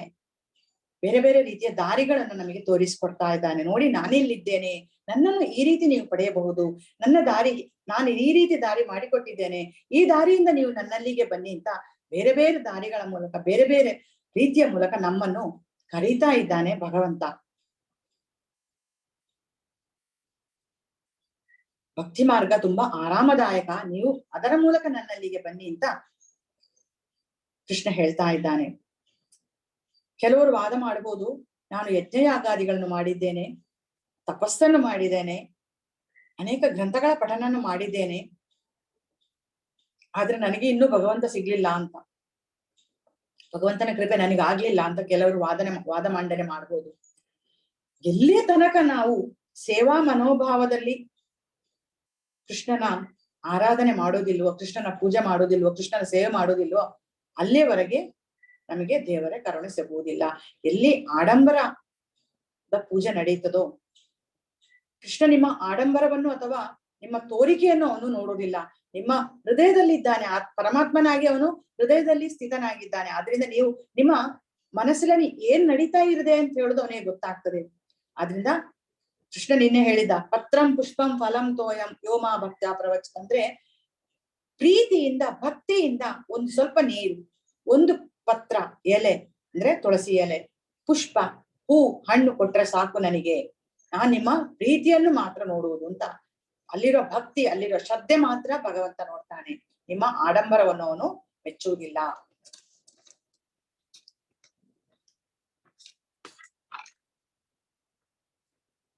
ತೇಷಾಮೇವಾನುಕಂಪಾರ್ಥ ಮಹಾ ಅಜ್ಞಾನಜಂ ತಮಃ ನಾಶಯಾಮ್ಯಾತ್ಮ ಭಾವಸ್ಥೋ ಜ್ಞಾನ ದೀಪೇನ ಭಾಸ್ವತ. ಅವರಿಗೆ ವಿಶೇಷ ಅನುಕಂಪವನ್ನು ತೋರಲು ನಾನು ಅವರ ಹೃದಯದಲ್ಲಿದ್ದು ಜ್ಞಾನದ ದೀಪದ ಬೆಳಕಿನಿಂದ ಅಜ್ಞಾನದ ಕತ್ತಲನ್ನು ನಾಶ ಮಾಡುತ್ತೇನೆ. ನಮ್ಮ ಹೃದಯದಲ್ಲಿ ತುಂಬಾ ತಮೋ ಗುಣಗಳು ತುಂಬಿದೆ, ಅಜ್ಞಾನದಿಂದ ಉಂಟಾದಂತಹ ಅಂಧಕಾರವಿದೆ ನಮ್ಮ ಹೃದಯದಲ್ಲಿ. ಆದರೆ ಕೃಷ್ಣ ದಾರಿ ತೋರುತ್ತಾನೆ. ನಾನು ದಾರಿ ತೋರುತ್ತೇನೆ ಹೇಳಿದ, ಹಿಂದಿನ ಶ್ಲೋಕದಲ್ಲಿ ಹೇಳಿದ್ದಾನೆ, ನಾನು ಅವರಿಗೆ ನನ್ನಲ್ಲಿಗೆ ಬರುವ ದಾರಿಯನ್ನು ತೋರುತ್ತೇನೆ ಅಂತ. ಹೇಗೆ? ಜ್ಞಾನ ದೀಪವನ್ನು ನಮ್ಮ ಹೃದಯದಲ್ಲಿ ಹೊತ್ತಿಸಿ, ಆ ಮೂಲಕ ನಮ್ಮ ಅಜ್ಞಾನವನ್ನು, ಅಂಧಕಾರವನ್ನು ದೇವರು ದೂರ ಮಾಡ್ತಾನೆ. ಅವರಿಗೆ ವಿಶೇಷ ಅನುಕಂಪ ತೋರಲು ನಾನು ಅವರ ಹೃದಯದಲ್ಲಿದ್ದು ಜ್ಞಾನದ ದೀಪದ ಬೆಳಕಿನಿಂದ ಅಜ್ಞಾನದ ಕತ್ತಲನ್ನು ನಾಶ ಮಾಡುತ್ತೇನೆ ಅಂತ ಕೃಷ್ಣ ಇಲ್ಲಿ ಹೇಳ್ತಾನೆ. ಕತ್ತಲೆಯನ್ನು ಹೊರಗೋಡಿಸಲು ನಾವು ದೀಪ ಹಚ್ಚುತ್ತೇವೆ ಅಲ್ವಾ? ಹಾಗೆ ನಮ್ಮ ಕೆಲಸ ನಾವು ಮಾಡಬೇಕು.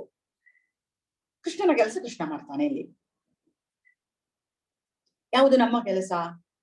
ನಮ್ಮ ಕೆಲಸ ಭಗವಂತನಿಗೆ ಶರಣಾಗತರಾಗುವುದು, ಅವನ ಭಕ್ತಿಪೂರ್ವಕ ಸೇವೆಯಲ್ಲಿ ನಮ್ಮನ್ನು ನಾವು ತೊಡಗಿಸಿಕೊಳ್ಳುವುದು. ಆಗ ಅವನು ಅವನ ಕೆಲಸ ದಾರಿ ತೋರಿಸುವಂಥದ್ದು ಅದವನು ಮಾಡ್ತಾನೆ. ಹಾಗೆ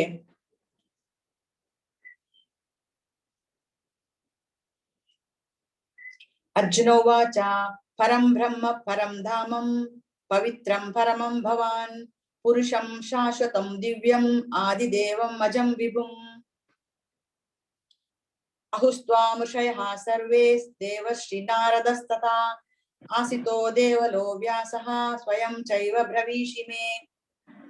ಈಗ ಅರ್ಜುನ ಡಿಕ್ಲೇರ್ ಮಾಡ್ತಾ ಇದ್ದಾನೆ. ಅರ್ಜುನನು ಹೇಳಿದನು, ನೀನು ದೇವೋತ್ತಮ ಪರಮ ಪುರುಷ, ಪರಂಧಾಮ, ಪವಿತ್ರ, ಪರಿಪೂರ್ಣ ಸತ್ಯ. ನೀನು ನಿತ್ಯನು, ದಿವ್ಯನು, ಆದಿಪುರುಷನು. ನಿನಗೆ ಹುಟ್ಟಿಲ್ಲ. ನೀನೇ ಅತ್ಯಂತ ಶ್ರೇಷ್ಠನು. ನಾರದ, ಅಸಿತ, ದೇವಲ ಮತ್ತು ವ್ಯಾಸರಂತಹ ಮಹರ್ಷಿಗಳು ನಿನ್ನ ವಿಷಯದಲ್ಲಿ ಈ ಸತ್ಯವನ್ನು ದೃಢಪಡಿಸಿದ್ದಾರೆ. ಈಗ ನೀನು ಇದನ್ನು ನನಗೆ ಹೇಳುತ್ತಿದ್ದೀ. ಅರ್ಜುನ ಈಗ ಡಿಕ್ಲೇರ್ ಮಾಡ್ತಾ ಇದ್ದಾನೆ, ಘೋಷಣೆ ಮಾಡ್ತಾ ಇದ್ದಾನೆ, ನೀನು ಅನಾದಿ ಗೋವಿಂದ, ನೀನು ದೇವೋತ್ತಮ ಪರಮ ಪುರುಷ ಎಂದು ನಾನು ಒಪ್ಪಿಕೊಳ್ತೇನೆ ಅಂತ.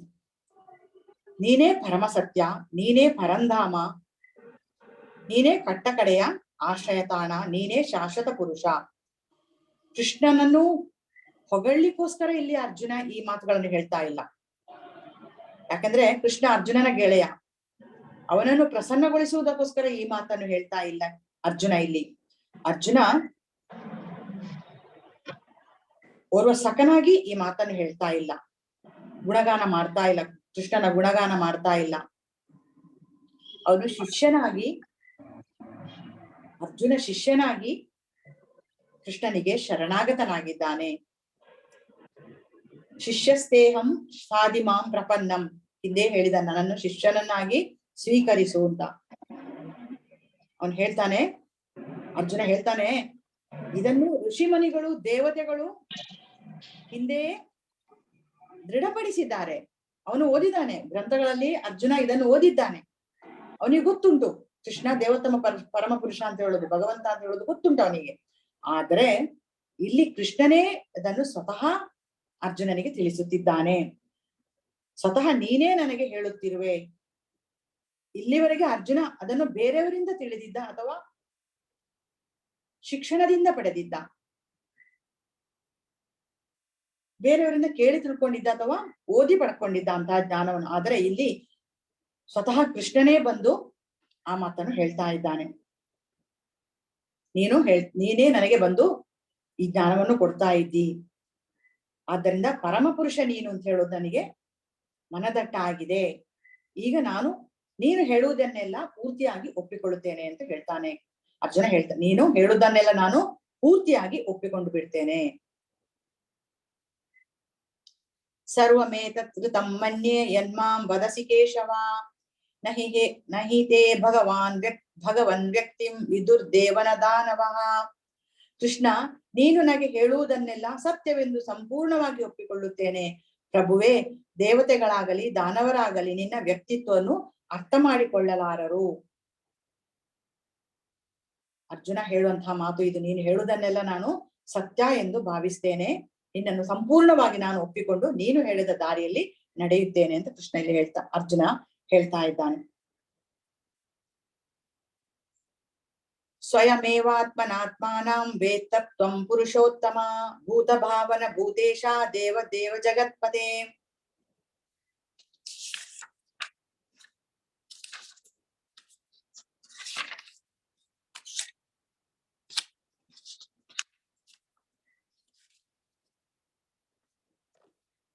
ಓ ಪುರುಷೋತ್ತಮನೇ, ಎಲ್ಲದರ ಮೂಲನೇ, ಎಲ್ಲದರ ಪ್ರಭುವೆ, ದೇವದೇವನೇ, ಜಗತ್ಪತಿಯೇ, ವಾಸ್ತವವಾಗಿ ನಿನ್ನ ಅಂತರಂಗ ಶಕ್ತಿಯಿಂದ ನೀನೊಬ್ಬನೇ ನಿನ್ನನ್ನು ಅರ್ಥ ಮಾಡಿಕೊಳ್ಳಬಲ್ಲೆ.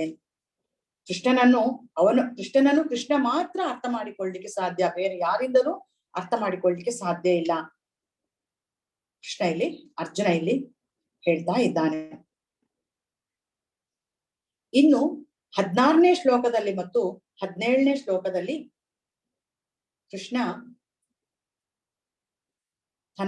ಅರ್ಜುನ ಕೃಷ್ಣನನ್ನು ಕೇಳಿಕೊಳ್ತಾ ಇದ್ದಾನೆ, ಯಾವ ರೀತಿ ನಾನು ನಿನ್ನ ಧ್ಯಾನವನ್ನು ಮಾಡಬೇಕು. ವಕ್ತುರ್ಮಹ್ಯಸ್ಯ ಶೇಷೇಣ ದಿವ್ಯ ಹ್ಯಾತ್ಮ ವಿಭೂತಯಃ ಯಾಭಿರ್ವಿಭೂತಿ ಲೋಕಾನಿ ಮಾಂಸ್ತಕ್ ವ್ಯಾಪ್ಯಸ್ತಿಷ್ಠತಿ. ಯಾವ ದೈವಿಕ ಸಂಪತ್ತುಗಳಿಂದ ನೀನು ಈ ಎಲ್ಲಾ ಜಗತ್ತುಗಳನ್ನು ವ್ಯಾಪಿಸಿರುವೆಯೋ ಅದನ್ನು ನನಗೆ ವಿವರವಾಗಿ ಹೇಳು. ಕಥಂ ವಿದ್ಯಾಮಹಂ ಯೋಗಿಂ ತ್ವಾಂ ಸದಾ ಪರಿಚಿಂತಯನ್ ಕೇಶು ಕೇಶು ಚ ಭಾವೇಶು ಚಿಂತೋಸಿ ಭಗವನ್ಮಯ. ಕೃಷ್ಣನೇ, ಪರಮಯೋಗಿಯೇ, ನಾನು ಸದಾ ನಿನ್ನನ್ನು ಧ್ಯಾನ ಮಾಡುವುದು ಹೇಗೆ? ಓ ದೇವೋತ್ತಮ ಪರಮಪುರುಷನೇ, ಯಾವ ರೂಪಗಳಲ್ಲಿ ನಿನ್ನನ್ನು ನಾನು ಸ್ಮರಿಸಬೇಕು? ಈಗ ಅರ್ಜುನ ಕೃಷ್ಣನಿಂದಲೇ ಕೆಲವು ವಿವರಣೆಗಳನ್ನು ಪಡೆಯುತ್ತಾ ಇದ್ದಾನೆ. ದೇವೋತ್ತಮ ಪರಮಪುರುಷ, ನಾನು ನಿನ್ನನ್ನು ಯಾವ ರೀತಿ ಧ್ಯಾನ ಮಾಡಬೇಕು, ನಿನ್ನ ಸಂಪತ್ತುಗಳ ಬಗ್ಗೆ ನನಗೆ ತಿಳಿಸು. ದಾಸರು ಹಾಡ್ತಾರೆ, ಹೇಗೆ ಅರ್ಚಿಸಲಿ ಮೆಚ್ಚಿಸಲಿ ನಿನ್ನ ಅಂತ. ಅಂದ್ರೆ ಇಲ್ಲಿ ನಾವು ಒಬ್ಬರೇ ಸೇವೆ ಮಾಡ್ಬೇಕು ಅಂತ ಆದ್ರೆ ನಾವು ಅವರನ್ನೇ ಸಂಪರ್ಕಿಸಿ ನಾವು ಅವರನ್ನು ಕೇಳಬೇಕು, ಯಾವ ರೀತಿಯ ಸೇವೆ ನಾವು ನಿಮ್ಗೆ ಮಾಡ್ಬೇಕು. ಯಾರಿಗಾದ್ರೂ ಒಂದು ಉಪಕಾರ ಮಾಡ್ಬೇಕು ಅಂತಿದ್ರೆ ಅವ್ರ ಹತ್ರವೇ ಕೇಳಬೇಕು ನಾವು, ನಿಮ್ಗೆ ಯಾವ ರೀತಿಯ ಉಪಕಾರ ಬೇಕು ಅಂತ. ನಮಗೆ ಮನಸ್ಸಿಗೆ ತೋಚಿದ ಹಾಗೆ ನಾವು ಮಾಡೋದಲ್ಲ. ಈಗ ಉದಾಹರಣೆ, ಯಾರಾದ್ರೂ ಹಾಸ್ಪಿಟಲ್ ಅಲ್ಲಿ ಅಡ್ಮಿಟ್ ಆಗಿದ್ದಾರೆ ಅಂತ ಇಟ್ಕೊಳ್ಳಿ, ಅವರ ಸಹಾಯಕ್ಕಾಗಿ ನೀವು ಅಲ್ಲಿ ನಿಲ್ತೀರಿ, ಅವರಿಗೆ ಹೆಲ್ಪ್ ಮಾಡ್ಲಿಕ್ಕೆ, ಅವರಿಗೆ ಅಥವಾ ಅವರ ಸೇವೆಗಾಗಿ ನೀವು ಅಲ್ಲಿ ನಿಲ್ತೀರಿ. ಡಾಕ್ಟರ್ ಇಷ್ಟಿಷ್ಟು ಈ ರೀತಿಯ ಮದ್ದುಗಳನ್ನು ಹೀಗೆ ಬೆಳಿಗ್ಗೆ ಕೊಡ್ಬೇಕು, ಸಂಜೆ ಕೊಡ್ಬೇಕು ಅಂತ ಹೇಳಿರ್ತಾರೆ, ಬಿಸಿನೀರನ್ನೇ ಕೊಡ್ಬೇಕು ಅಂತ ಹೇಳಿರ್ತಾರೆ, ಅಥವಾ ಅವರಿಗೆ ಬೇಕಾದ ಆಹಾರವನ್ನು ನಾವು ಕೊಡಬೇಕು. ಆಗ ನೀವು ರೋಗಿಯಲ್ಲೇ ಕೇಳಬೇಕು, ಏನು ಕೊಡ್ಬೇಕು ನಾನು ನಿಮಗೆ? ಅನ್ನ ಬೇಕೇ, ಬಿಸಿನೀರು ಬೇಕಾ, ಹಣ್ಣಿನ ರಸ ಬೇಕಾ ಎಂಬುದನ್ನು ನಾವು ಅವರಲ್ಲಿ ಕೇಳಿ ಅವರಿಗೇನು ಬೇಕೋ ಅದನ್ನು ನಾವು ಕೊಡಬೇಕು. ಅದು ಬಿಟ್ಟು ನಿಮಗೆ ಮನಸ್ಸಿಗೆ ಬಂದ ಹಾಗೆ, ನಿಮ್ಮ ಮನಸ್ಸಿಗೆ ತೋಚಿದ ಹಾಗೆ ನೀರನ್ನು, ಜ್ಯೂಸನ್ನು, ಅಂಗಡಿಯಿಂದ ತಂದಂತಹ ವಸ್ತುಗಳನ್ನು ಕೊಡೋದ್ರಲ್ಲಿ ಅರ್ಥ ಇಲ್ಲ, ಅದು ಸೇವೆ ಅಂತ ಅನ್ನಿಸ್ಕೊಳ್ಳೋದಿಲ್ಲ. ಆದ್ರಿಂದ ಇಲ್ಲಿ ಭಗವಂತನನ್ನು ಹೇಗೆ ಧ್ಯಾನಿಸ್ಬೇಕು, ಹೇಗೆ ಮೆಚ್ಚಿಸ್ಬೇಕು, ನಿನ್ನನ್ನು ಯಾವ ರೀತಿ ಎಲ್ಲಿ ಹುಡುಕ್ಬೇಕು, ಯಾವ ರೀತಿ ಧ್ಯಾನ ಮಾಡಬೇಕು ಎನ್ನುವುದನ್ನು ಅರ್ಜುನ ಕೃಷ್ಣನಲ್ಲಿಯೇ ಕೇಳ್ತಾ ಇದ್ದಾನೆ. ವಿಸ್ತರೇಣಾತ್ಮನೋ ಯೋಗಂ ವಿಭೂತಿಂಚ ಜನಾರ್ದನ ಭೂಯಃ ಕಥಯಃ ತೃಪ್ತಿರ್ಹಿ ಶೃಣ್ವತೋ ನಾಸ್ತಿ ಮೇ ಮೃತಂ. ಜನಾರ್ದನ, ನಿನ್ನ ಸಿರಿಗಳ ಯೋಗ ಶಕ್ತಿಯನ್ನು ಮತ್ತೆ ವಿವರವಾಗಿ ವರ್ಣಿಸು. ನಿನ್ನ ವಿಷಯ ಕೇಳುವುದು ಸಾಕು ಎಂದು ನನಗೆ ಅನ್ನಿಸುವುದಿಲ್ಲ. ನಿನ್ನ ವಿಷಯವನ್ನು ಕೇಳಿದಷ್ಟು ನಿನ್ನ ಮಾತುಗಳ ಅದ್ಭುತವನ್ನು ಸವಿಯಬೇಕು ಎನ್ನಿಸುತ್ತದೆ. ಪರ್ಫೆಕ್ಟ್ ಭಕ್ತನಾಗಿ ಬಿಟ್ಟಿದ್ದಾನೆ ಅರ್ಜುನ ಇಲ್ಲಿ. ನಿನ್ನ ಸಿರಿಗಳ ಯೋಗ ಶಕ್ತಿಯನ್ನು ಮತ್ತೆ ನನಗೆ ವಿವರಿಸು. ನಿನ್ನ ವಿಷಯ ಕೇಳುವುದು ನನಗೆ ಸಾಕು ಎನ್ನಿಸುವುದಿಲ್ಲ. ನಿನ್ನ ವಿಷಯವನ್ನು ಕೇಳಿದಷ್ಟು ನಿನ್ನ ಮಾತುಗಳ ಅದ್ಭುತ ಸವಿಯಬೇಕು ಎನ್ನುತ್ತದೆ ಅಂತ ಅರ್ಜುನ ಇಲ್ಲಿ ಕೃಷ್ಣನ ಹತ್ರ ಹೇಳ್ತಾ ಇದ್ದಾನೆ. ಕೃಷ್ಣನ ಸಿರಿಗಳ ಬಗ್ಗೆ ಅರ್ಥ ಮಾಡಿಕೊಳ್ಳಲು ಸಾಧ್ಯವಿಲ್ಲ, ಯಾಕೆಂದ್ರೆ ಅದು ನಮ್ಮ ಇಂದ್ರಿಯಗಳ ಮಿತಿಗಳನ್ನು ಮೀರಿತು. ಆದರೂ ಭಕ್ತರಿಗೆ ಅದನ್ನು ಪುನಃ ಪುನಃ ಕೇಳುವುದು ಅಂತ ಹೇಳಿದ್ರೆ ಅದು ಅವರಿಗೆ ಆನಂದಕರವಾದಂತಹ ವಿಷಯ, ಸಂತಸ ತರುವಂತಹ ವಿಚಾರ ಅದು. ಕೃಷ್ಣ ಹೇಳ್ತಾನೆ, ಶ್ರೀ ಭಗವಾನುವಾಚ ಹಂತತೆ ಕಥಯಿಷ್ಯಾಮಿ ದಿವ್ಯಾ ಹ್ಯಾತ್ಮ ವಿಭೂತಯಃ ಪ್ರಧಾನ್ಯತಃ ಕುರುಶ್ರೇಷ್ಠ ನಾಸ್ತ್ಯಂತೋ ವಿಸ್ತರಸ್ಯ ಮೇ. ದೇವೋತ್ತಮ ಪರಮಪುರುಷನು ಹೀಗೆ ಅಂತ ಹೇಳಿದನು, ಅರ್ಜುನ, ನನ್ನ ದಿವ್ಯ ವಿಭೂತಿಗಳನ್ನು ಕುರಿತು ಹೇಳುತ್ತೇನೆ, ನನ್ನ ವಿಭೂತಿಗಳಿಗೆ ಮಿತಿ ಇಲ್ಲ, ಆದ್ದರಿಂದ ಪ್ರಧಾನವಾದದ್ದನ್ನು ಮಾತ್ರ ಹೇಳುತ್ತೇನೆ. ನನ್ನ ಐಶ್ವರ್ಯಗಳ ಬಗ್ಗೆ ನೀನು ಕೇಳ್ತಾ ಇದ್ದಿ, ಯಾವುದನ್ನು ಹೇಳಲಿ ನಾನು ನಿನಗೆ ಅಂತ ಕೃಷ್ಣ ಇಲ್ಲಿ ಕೇಳ್ತಾನೆ. ಅವುಗಳಿಗೆ ಮಿತಿ ಇಲ್ಲ, ಅವುಗಳಿಗೆ ಎಣೆ ಇಲ್ಲ. ಆದರೂ ಅರ್ಜುನ ಕೇಳಿದ್ದಾನೆ. ಆದ್ರಿಂದ ಕೆಲವು ಪ್ರಧಾನವಾದದ್ದು, ಇಂಪಾರ್ಟೆಂಟ್, ವೆರಿ ವೆರಿ ಇಂಪಾರ್ಟೆಂಟ್, ಅವುಗಳನ್ನು ಮಾತ್ರ ನಾನೀಗೆ ಹೇಳ್ತಾ ಇದ್ದೇನೆಂದ್ರೆ ಕೆಲವು ಗ್ಲಿಮ್ಸ್ ಕೊಡ್ತಾ ಇದ್ದಾನೆ ಕೃಷ್ಣ ಅಷ್ಟೇ. ಅವನ ಸಿರಿಗಳ ಐಶ್ವರ್ಯಗಳ ಒಂದು ಪಕ್ಷಿ ನೋಟ ಅಷ್ಟೇ. ಅವನ ವೈವಿಧ್ಯಮಯ ಶಕ್ತಿಗಳ ಒಂದು ಅಂಶವನ್ನು ತೆರೆದಿಡ್ತಾ ಇದ್ದಾನೆ ಇಲ್ಲಿ ಕೃಷ್ಣ. ಹಾಗೆ ಕೃಷ್ಣ ತನ್ನ ಐಶ್ವರ್ಯಗಳ ಬಗ್ಗೆ ಮುಂದಿನ ಶ್ಲೋಕಗಳಲ್ಲಿ ಹೇಳ್ತಾನೆ. ಇನ್ನು ಶ್ಲೋಕ 20ರಿಂದ 39ನೇ ಶ್ಲೋಕದವರೆಗೆ ಕೃಷ್ಣನ ಐಶ್ವರ್ಯಗಳ ಬಗ್ಗೆ ಕೃಷ್ಣ ಇಲ್ಲಿ ಹೇಳ್ತಾನೆ. ಇದರಲ್ಲಿ ಯಾವುದೇ ಹೆಚ್ಚಿನ ವಿವರಣೆ ಅಗತ್ಯ ಇಲ್ಲ. ಭಗವದ್ಗೀತೆ ಇದ್ದವರು ಅದನ್ನು ಓದಿದ್ರೆ ಅರ್ಥ ಆಗ್ತದೆ, ಇಲ್ಲದವರು ಖಂಡಿತ ಭಗವದ್ಗೀತೆ ಖರೀದಿಸಿ ಅದನ್ನು ಓದಿ. ನಾನು ಇಲ್ಲಿ ಅನುವಾದ ಮಾತ್ರ ಓದಿಕೊಂಡು ಹೋಗ್ತೇನೆ, ಯಾಕಂದ್ರೆ ಅಲ್ಲಿ ವಿವರಣೆ ಕೊಡುವಂಥದ್ದು ಏನು ಹೆಚ್ಚು ಇಲ್ಲ. ಅಹಮಾತ್ಮ ಗುಡಾಕೇಶ ಭೂತಾಶಯ ಸ್ಥಿತಃ ಅಹಮಾದಿಶ್ಚ ಮಧ್ಯಂ ಚ ಭೂತಾನಾಮನಂತ ಏವ ಚ. ಅರ್ಜುನ, ನಾನು ಎಲ್ಲಾ ಜೀವಿಗಳ ಹೃದಯದಲ್ಲಿ ನೆಲೆಸಿರುವ ಪರಮಾತ್ಮ, ಎಲ್ಲಾ ಜೀವಿಗಳ ಆದಿ ಮಧ್ಯ ಮತ್ತು ಅಂತ್ಯವು ನಾನೇ. ಆದಿತ್ಯಾನಾಮಹಂ ವಿಷ್ಣುರ್ ಜ್ಯೋತಿಷಾಂ ರವಿರಂಶುಮಾನ್ ಮರೀಚಿರ್ಮರುತಾಮಸ್ಮಿ ನಕ್ಷತ್ರಾಣಾಮಹಂ ಶಶಿ. ನಾನು ಆದಿತ್ಯರಲ್ಲಿ ವಿಷ್ಣು, ಜ್ಯೋತಿಗಳಲ್ಲಿ ತೇಜಸ್ವಿ ಸೂರ್ಯ, ಮರುತರಲ್ಲಿ ಮರೀಚಿ ಮತ್ತು ನಕ್ಷತ್ರಗಳಲ್ಲಿ ನಾನು ಚಂದ್ರ. ಮರೀಚಿ ಅಂದ್ರೆ ವಾಯು. 50 ರೀತಿಯ ವಾಯುಗಳಿದೆ ಅಂತೆ ಆಕಾಶದ. ಅದರ ನಿಯಂತ್ರಕ ದೇವತೆ ಮರೀಚಿ, ಅದು ಕೃಷ್ಣ. ನಾನು ಅವನನ್ನು ಪ್ರತಿನಿಧಿಸ್ತೇನೆ ಅಂತ ಕೃಷ್ಣ ಇಲ್ಲಿ ಹೇಳ್ತಾನೆ. ನಿಮ್ಗೆ ನಾನು ಇಲ್ಲಿ ಒಂದು ಟೇಬಲ್ ಕಾಣಿಸ್ತಾ ಇರ್ಬೋದು, ಅದರಲ್ಲಿ ಅದೆಲ್ಲ ಯಾವುದು ಕೃಷ್ಣ ಅದರಲ್ಲಿ ಅಂತ ಹೇಳುದು ಅಂತದ್ದು ಇಲ್ಲಿ ಕಾಣಿಸ್ತಾ ಇದೆ. ವೇದಾನಾಂ ಸಾಮ ವೇದೋಸ್ಮಿ ದೇವಾನಾಮಸ್ಮಿ ವಾಸವಃ ಇಂದ್ರಿಯಾಣಾಮನಶ್ಚಾಸ್ಮಿ ಭೂತಾನಾಮಸ್ಮಿ ಚೇತನ. ವೇದಗಳಲ್ಲಿ ನಾನು ಸಾಮವೇದ, ದೇವತೆಗಳಲ್ಲಿ ನಾನು ಸ್ವರ್ಗರಾಜನಾದ ಇಂದ್ರ, ಇಂದ್ರಿಯಗಳಲ್ಲಿ ನಾನು ಮನಸ್ಸು, ಜೀವಿಗಳಲ್ಲಿ ನಾನು ಜೀವಶಕ್ತಿ ಅಂದ್ರೆ ಚೇತನ.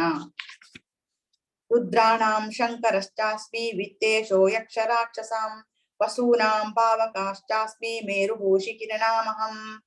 ಎಲ್ಲಾ ರುದ್ರರಲ್ಲಿ ನಾನು ಶಿವ, ಯಕ್ಷ ರಾಕ್ಷಸರಲ್ಲಿ ನಾನು ಕುಬೇರ, ವಸುಗಳಲ್ಲಿ ನಾನು ಅಷ್ಟವಸುಗಳಿದ್ದಾರೆ, ವಸುಗಳಲ್ಲಿ ನಾನು ಅಗ್ನಿ ಮತ್ತು ಪರ್ವತಗಳಲ್ಲಿ ನಾನು ಮೇರು ಪರ್ವತ. ಪುರೋದಸಾಂಚ ಮುಖ್ಯಂ ಮಾಂ ವಿದ್ಧಿ ಪಾರ್ಥ ಬೃಹಸ್ಪತಿಂ ಸೇನಾನೀಮಹಂ ಸ್ಕಂದಃ ಸರಸಾಮಸ್ಮಿ ಸಾಗರಃ. ಪುರೋಹಿತರಲ್ಲಿ ನಾನು ಬೃಹಸ್ಪತಿ, ಸೇನಾಧಿಪತಿಗಳಲ್ಲಿ ನಾನು ಕಾರ್ತಿಕೇಯ ಮತ್ತು ಜಲಾಶಯಗಳಲ್ಲಿ ನಾನು ಸಾಗರ. ಮಹರ್ಷೀಣಾಂ ಭೃಗುರಹಂ ವಿರಾಮಸ್ಮೈ ಅಕ್ಷರಂ ಯಜ್ಞಾನಾಂ ಜಪಯಜ್ಞೋಸ್ಮಿ ಸ್ಥಾವರಾಣಾಂ ಹಿಮಾಲಯಃ. ಮಹರ್ಷಿಗಳಲ್ಲಿ ನಾನು ಭೃಗು, ಕಂಪನಗಳಲ್ಲಿ ನಾನು ದಿವ್ಯ ಓಂಕಾರ, ಯಜ್ಞಗಳಲ್ಲಿ ನಾನು ಜಪಯಜ್ಞ. ಕೃಷ್ಣ ಇಲ್ಲಿ ಹೇಳ್ತಾನೆ ನಾನು ಜಪಯಜ್ಞ. ಅದರಿಂದ ಹರೇ ಕೃಷ್ಣ ಕೃಷ್ಣ ಕೃಷ್ಣ ಹರೇ ಹರೇ, ಹರೇ ರಾಮ ರಾಮ ರಾಮ ಹರೇ ಹರೇ ಎನ್ನುವ ಜಪ ಮಾಡುವ ಮೂಲಕ ನಾವು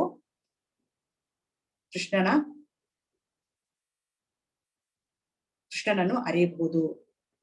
ನಾಮಾವತಾರದಲ್ಲಿ ಕೃಷ್ಣ ಅವತಾರ ಮಾಡಿದ್ದಾನೆ ಕಲಿಯುಗದಲ್ಲಿ.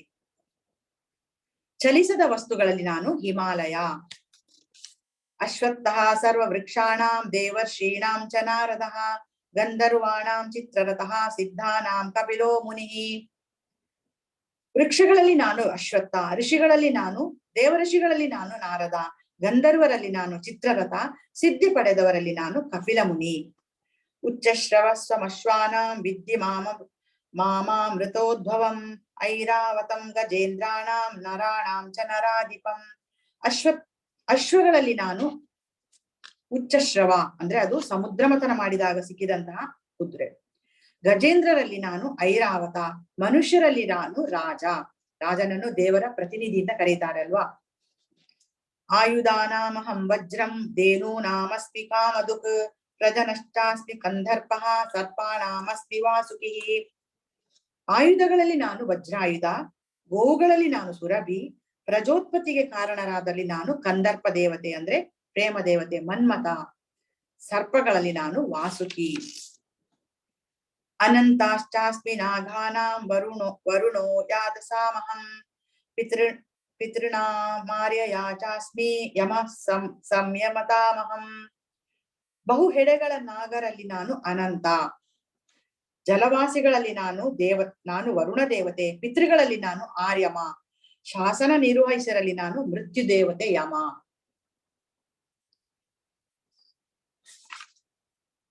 ಪಿತೃಗಳ ಲೋಕ ಹೊಂದಿದೆ, ಅದರ ಅಧಿಪತಿ ಆರ್ಯಮ. ಅದು ಭಗವಂತನನ್ನು ಪ್ರತಿನಿಧಿಸುವಂತಹ ವ್ಯಕ್ತಿ ಆರ್ಯಮ. ಪ್ರಹ್ಲಾದಾಶ್ಮಿ ದೈತ್ಯಾನಾಂ ಕಾಲಯತಾಮಹಂ. ಮೃಗಾಣಾಂ ಚ ಮೃಗೇಂದ್ರೋಹಂ ವೈನತೇಯಶ್ಚ ಪಕ್ಷಿಣಾಂ. ದೈತ್ಯರಲ್ಲಿ ನಾನು ಭಕ್ತ ಪ್ರಹ್ಲಾದ. ಪ್ರಹ್ಲಾದ ದೈತ್ಯರ ಕುಲದಲ್ಲಿ ಹುಟ್ಟಿದವನು. ಅಂದ್ರೆ ದೈತ್ಯರಲ್ಲಿ ನಾನು ಭಕ್ತ ಪ್ರಹ್ಲಾದ. ದಮನಗೊಳಿಸುವವರಲ್ಲಿ ನಾನು ಕಾಲ. ಪ್ರಾಣಿಗಳಲ್ಲಿ ನಾನು ಸಿಂಹ ಮತ್ತು ಪಕ್ಷಿಗಳಲ್ಲಿ ನಾನು ಗರುಡ. ವಿಷ್ಣುವಿನ ವಾಹನವಾದಂತಹ ಗರುಡ. ಪವನಃ ಪವತಾಮಸ್ಮಿ ರಾಮಃ ಶಸ್ತ್ರಭೃತಾಮಹಂ. ಋಷೂಣಾಂ ಮಕರಾಶ್ಚಸ್ಮಿ ಸ್ತೋತ್ರ ಸಾಮಸ್ಮಿ ಜಾಹ್ನವಿ. ಪರಿಶುದ್ಧಗೊಳಿಸುವವರಲ್ಲಿ ನಾನು ವಾಯು. ಶಸ್ತ್ರಧಾರಿಗಳಲ್ಲಿ ರಾಮ. ಮೀನುಗಳಲ್ಲಿ ನಾನು ಮಕರ ಮತ್ತು ಹರಿಯುವ ನೀರಿನಲ್ಲಿ ನಾನು ಗಂಗಾ ನದಿ. ಸರ್ಗಾಣಾಮಧಿರಂತಶ್ಚ ಮಧ್ಯಂ ಚೈವ ಅರ್ಜುನ. ಆಧ್ಯಾತ್ಮ ವಿದ್ಯಾನಾಂ ವಾದಃ ಪ್ರವದಾಮಹಂ. ಅರ್ಜುನ, ಎಲ್ಲಾ ಸೃಷ್ಟಿಗಳಿಗೆ ನಾನೇ ಆದಿ, ಅಂತ್ಯ ಮತ್ತು ಮಧ್ಯ. ಎಲ್ಲಾ ವಿದ್ಯೆಗಳಲ್ಲಿ ನಾನು ಆತ್ಮದ ಆಧ್ಯಾತ್ಮ ವಿದ್ಯೆ. ಎಲ್ಲಾ ತಾರ್ಕಿಕರಲ್ಲಿ ನಾನೇ ನಿರ್ಣಾಯಕ ಸತ್ಯ. ಅಂದ್ರೆ ವಾದ ಮಾಡುವುದುಂಟು. ವಾದ ಅಂದ್ರೆ ತರ್ಕ ಹೇಳ್ತಾರೆ, ಅದರಲ್ಲಿ ಬರುವಂತ ಏನು ಅಂತ್ಯ ಉಂಟು ಅದು ನಾನು ಅಂತ ಕೃಷ್ಣ ಹೇಳ್ತಾನೆ.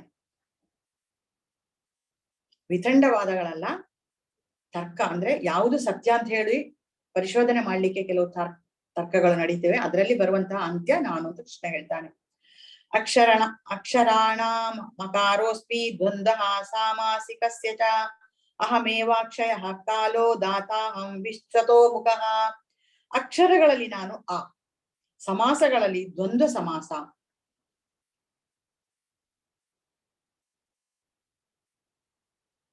ನಾನೇ ಅಕ್ಷಯವಾದ ಕಾಲ.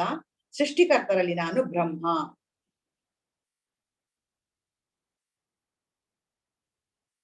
ಮೃತ್ಯು ಸರ್ವಹರಶ್ಚಾಮ ಉದ್ಭವಶ್ಚ ಭವಿಷ್ಯತಾಂ. ಕೀರ್ತಿ ಶ್ರೀರ್ವಾಕ್ಚ ನಾರೀಣಾಂ ಧೃತಿರ್ಮೇಧಾ ಧೃತಿಕ್ಷಮಾ. ಸರ್ವಭಕ್ಷಕನಾದ ಮೃತ್ಯುವು ನಾನೇ. ಇನ್ನು ಹುಟ್ಟಲಿರುವ ಎಲ್ಲದರ ಉತ್ಪತ್ತಿ ತತ್ವವೂ ನಾನೇ. ಸ್ತ್ರೀಯರಲ್ಲಿ ಕೀರ್ತಿ, ಶ್ರೀ, ವಾಕ್ಕು, ಸ್ಮೃತಿ, ಮೇಧಾಶಕ್ತಿ, ದೃಢತೆ ಮತ್ತು ತಾಳ್ಮೆ ನಾನು. ಇದು ಸ್ತ್ರೀ ಸಹಜ ಗುಣಗಳು ಅಂತ ಪರಿಗಣಿಸಲ್ಪಡ್ತದೆ.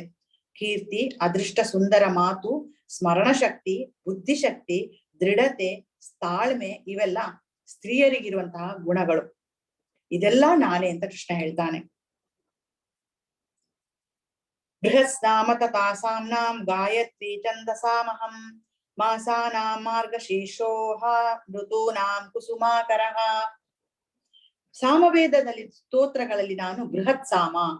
ಕಾವ್ಯದಲ್ಲಿ ಗಾಯತ್ರಿ. ಮಾಸಗಳಲ್ಲಿ ನಾನು ಮಾರ್ಗಶಿರ ಮಾಸ ಮತ್ತು ಋತುಗಳಲ್ಲಿ ಕುಸುಮಾಕರ ವಸಂತ ಋತು ನಾನು ಅಂತ ಕೃಷ್ಣ ಹೇಳ್ತಾನೆ.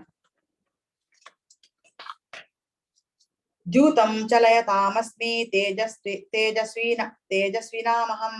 ಜಯೋಸ್ಮಿ ವ್ಯವಸಾಯೋಸ್ಮಿ ಸತ್ವಂ ಸತ್ವಮತಾಮಹಂ. ಮೋಸಗಾರರ ಜೂಜು ನಾನೇ. ತೇಜಸ್ವಿಗಳ ತೇಜಸ್ಸು ನಾನು. ನಾನು ಜಯ, ನಾನು ಸಾಹಸ, ಬಲಿಷ್ಠರ ಬಲವೂ ನಾನೇ. ಕೃಷ್ಣೀನಾಂ ವಾಸುದೇವೋಸ್ಮಿ ಪಾಂಡವಾನಾಂ ಧನಂಜಯಃ. ಮುನೀನಾಮಪ್ಯಹಂ ವ್ಯಾಸಃ ಕವೀನಾಂ ಮುಷನಾ ಕವಿಃ. ವೃಷ್ಣಿ ವಂಶದರಲ್ಲಿ ನಾನು ವಾಸುದೇವ. ವಾಸುದೇವನ ವಂಶ ವೃಷ್ಣಿ ವಂಶ, ಅದರಲ್ಲಿ ಹುಟ್ಟಿ ಬಂದವನು ವಾಸುದೇವ. ಪಾಂಡವರಲ್ಲಿ ನಾನು ಅರ್ಜುನ. ಋಷಿಗಳಲ್ಲಿ ನಾನು ವ್ಯಾಸ. ಮಹಾಚಿಂತಕರಲ್ಲಿ ನಾನು ಉಶನ. ದಂಡೋ ದಮಯತಾಮಸ್ಮಿ ನೀತಿರಸ್ಮಿ ಜಿಗೀಷಿತಾಂ. ಮೌನಂ ಚೈವಾಸ್ಮಿ ಗುಹ್ಯಾನಾಂ ಜ್ಞಾನಂ ಜ್ಞಾನವತಾಮಹಂ. ಶಾಸನ ಅವಿಧೇಯತೆಯನ್ನು ದಮನ ಮಾಡುವ ರೀತಿಯಲ್ಲಿ ನಾನು ಶಿಕ್ಷೆ, ಜಯವನ್ನು ಅರಸುವವರಲ್ಲಿ ನಾನು ನೀತಿ. ನೀತಿ ಇದ್ದಲ್ಲಿ ಜಯ ಇರ್ತದೆ. ಗುಹ್ಯ ವಿಷಯಗಳಲ್ಲಿ ನಾನು ಮೌನ, ಜ್ಞಾನಿಗಳ ಜ್ಞಾನ ನಾನು. ಯಚ್ಚಾಪಿ ಸರ್ವಭೂತಾನಾಂ ಬೀಜಂ ತದಹಮರ್ಜುನ ತದಸ್ತಿನ ವಿನಾ ಯಸ್ನಾನ್ಮಯಾ ಭೂತಂ ಚರಾಚರಂ. ಅರ್ಜುನ, ಇದಲ್ಲದೆ ನಾನು ಎಲ್ಲಾ ಅಸ್ತಿತ್ವಗಳನ್ನು ಉತ್ಪಾದಿಸುವ ಬೀಜ. ನಾನಿಲ್ಲದೆ ಚರಾಚರವಾದದ್ದು ಯಾವುದೂ ಇರಲು ಸಾಧ್ಯವಿಲ್ಲ. ಇಲ್ಲಿರುವುದರ ಎಲ್ಲದರ ಮೂಲ ಕೂಡ ನಾನೇ ಅಂತ ಕೃಷ್ಣ ಹೇಳ್ತಾನೆ. ನಾನಿಲ್ಲದೆ ಯಾವುದೂ ಇಲ್ಲ, ಚರಾಚರವಾದದ್ದು ಯಾವುದೂ ಇರಲು ಸಾಧ್ಯ ಇಲ್ಲ.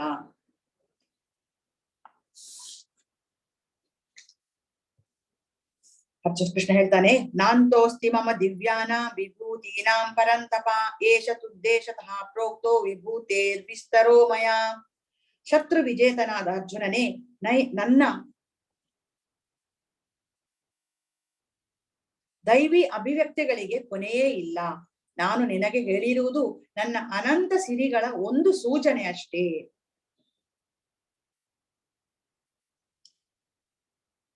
ಯದ್ಯದ್ವಿಭೂತಿತಂ ಸತ್ವಂ ಶ್ರೀಮದೂರ್ಜಿತಮೇವ ವಾ ತತ್ವದೇವಾವಗಚ್ಚಂತ್ವಂ ಮಮ ತೇಜೋಂಶ ಸಂಭವಂ.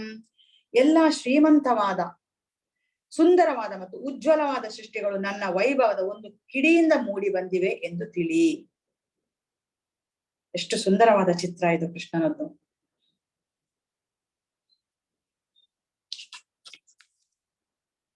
ಅಥವಾ ಬಹುನೈತೇನ ಕಿಂ ಜ್ಞಾತೇನ ತವಾರ್ಜುನ ಇಷ್ಟಭ್ಯಾಹಮಿದಂ ಕೃಸ್ತಂ ಏಕಾಂಶೇನ ಸ್ಥಿತೋ ಜಗತ್.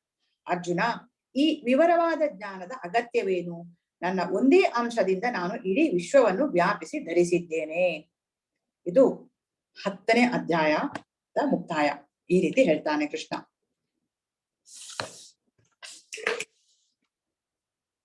ನನ್ನ ಬಗ್ಗೆ ಎಷ್ಟು ಹೇಳಲಿ ನಿನಗೆ ಅಂತ ಕೃಷ್ಣ, ಯಾವುದನ್ನೆಲ್ಲ ಹೇಳಲಿ ನಿನ್ಗೆ ಅಂತ ಕೃಷ್ಣ ಕೇಳ್ತಾನೆ ಇಲ್ಲಿ.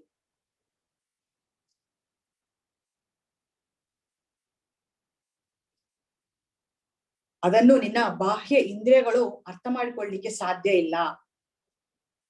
ನಮ್ಮ ಬಾಹ್ಯ ಇಂದ್ರಿಯದಿಂದ ಅದನ್ನು ಅರ್ಥ ಮಾಡಿಕೊಳ್ಳಿಕ್ಕೆ ಸಾಧ್ಯ ಇಲ್ಲ. ಅದರಿಂದ ಎಷ್ಟು ಅರ್ಥ ಆಗ್ತದೋ ಅಷ್ಟು ಮಾತ್ರ ಹೇಳಿದ್ದಾನೆ ಇಲ್ಲಿ ಕೃಷ್ಣ. ಈ ಐಹಿಕ ಅಭಿವ್ಯಕ್ತಿಯಲ್ಲಿ ಏನು ಸುಂದರವಾದದ್ದಿದೆಯೋ, ಏನು ಶ್ರೀಮಂತವಾದದ್ದಿದೆಯೋ, ಏನು ಭವ್ಯವಾದದ್ದಿದೆಯೋ ಅದೆಲ್ಲ ಕೃಷ್ಣನ ವೈಭವದ ಒಂದು ಕಿಡಿ, ಒಂದು ಸಣ್ಣ ತುಣುಕು ಎಂದು ಕೃಷ್ಣ ಇಲ್ಲಿ ಸಾರುತ್ತಿದ್ದಾನೆ. ಇನ್ನು ಹೇಳ್ತಾನೆ ಕೃಷ್ಣ, ಇದನ್ನು ಪೂರ್ತಿಯಾಗಿ ತಿಳಿದು ನಿನಗೆ ಏನಾಗ್ಬೇಕು? ಇದರ ಬಗ್ಗೆ ಪೂರ್ಣವಾದ ಜ್ಞಾನ ನಿನಗೆ ಯಾಕೆ ಬೇಕು? ಇದೊಂದು ನನ್ನ ಸಣ್ಣ ಅಂಶ, ಒಂದು ಸಣ್ಣ ಅಂಶದ ಬಗ್ಗೆ ನಾನು ಹೇಳಿದ್ದೇನೆ. ಪೂರ್ತಿಯಾಗಿ ಹೇಳಿದ್ರೆ ಅರಗಿಸ್ಕೊಳ್ಳಿಕ್ಕೆ ಸಾಧ್ಯ ಇಲ್ಲ ನಮಗೆ. ಆದ್ರಿಂದ ಎಷ್ಟು ಬೇಕೋ ಅಷ್ಟೇ ಅರ್ಜುನನ ಮೂಲಕ ನಮಗೆ ಇಲ್ಲಿ ಕೊಡ್ತಾ ಇದ್ದಾನೆ ಕೃಷ್ಣ. ಇದನ್ನೇ ನಾವು ನಂಬಲಿಕ್ಕೆ ತಯಾರಿರ್ಲಿಕ್ಕಿಲ್ಲ ಕೆಲವು ಸಲ. ಇದರ ಮೇಲೆ ನಮ್ಗೆ ಕೆಲವು ಸಂಶಯಗಳು ಮೂಡಬಹುದು. ಹಾಗಿರುವಾಗ ಇನ್ನು ಪೂರ್ಣ ವಿವರವನ್ನು ಕೊಟ್ರೆ ಹೇಗಿರಬಹುದು? ಆದ್ರಿಂದ ನಿನ್ನ ಕೆಲಸ ಮಾಡು ಅಂತ ಕೃಷ್ಣ ಇಲ್ಲಿ ಅರ್ಜುನನಿಗೆ ಹೇಳ್ತಾ ಇದ್ದಾನೆ. ಯಾವುದು? ಇಷ್ಟನ್ನು ನೀನು ಅರಿತುಕೊಂಡು ನಾನು ಎಷ್ಟು ಕೊಟ್ಟಿದ್ದೇನೋ ಆ ಜ್ಞಾನದಲ್ಲಿ ನೀನು ಭಕ್ತಿ ಸೇವೆಯನ್ನು ಮಾಡು ಎನ್ನುವುದನ್ನು ಕೃಷ್ಣ ಇಲ್ಲಿ ಅರ್ಜುನನಿಗೆ ಹೇಳ್ತಾ ಇದ್ದಾನೆ. ಕೆಲವು ಸಲ ನಾವು ಅಷ್ಟೇ ಪ್ರಶ್ನೆ ಮಾಡ್ತಾ ಇರ್ತೇವೆ. ಅಗತ್ಯವೂ ಅನಗತ್ಯವೂ ಕೆಲವು ಪ್ರಶ್ನೆ ಮಾಡ್ತಾ ಇರ್ತೇವೆ ಅಷ್ಟೇ. ಕೆಲವು ಸಲ ಅದು ಅಸಮಂಜಸ ಆಗಿರ್ತದೆ.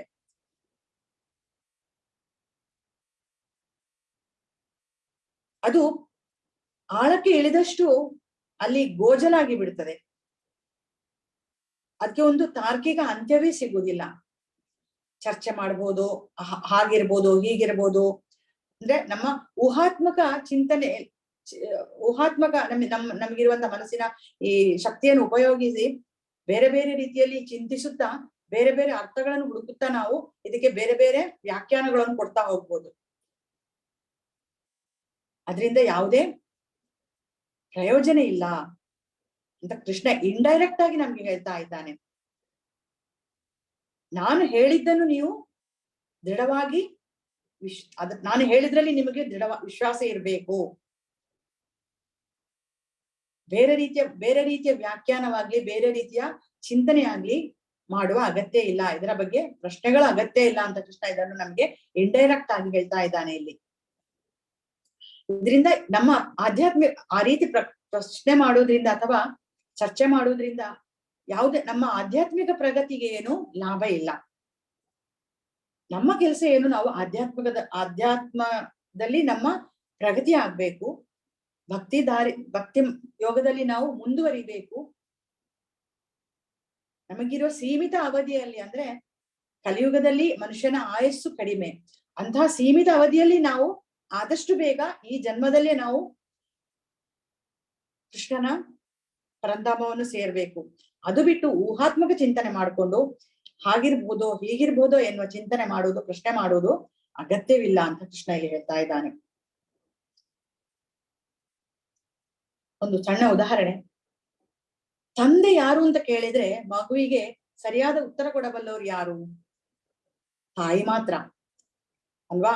ಅಂತಹ ಅಧಿಕಾರ ಇರುವುದು ತಾಯಿಗೆ ಮಾತ್ರ. ಮಗುವಿನ ತಂದೆ ಯಾರು ಅಂತ ಎನ್ನುವುದನ್ನು ಬಲ್ಲವಳು ತಾಯಿ ಮಾತ್ರ. ತಾಯಿಗೆ ಮಾತ್ರ ಅದಕ್ಕೆ ಉತ್ತರ ಕೊಡುವಂತ ಅಧಿಕಾರ ಇರುವುದು. ಅವಳು ಕೊಟ್ಟ ಉತ್ತರ ಮಾತ್ರ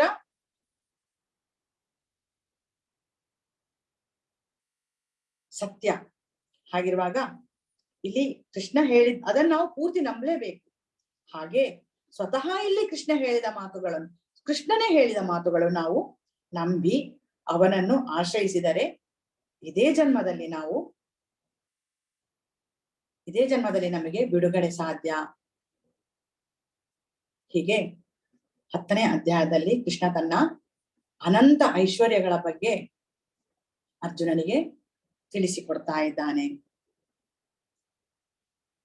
ಹರೇ ಕೃಷ್ಣ.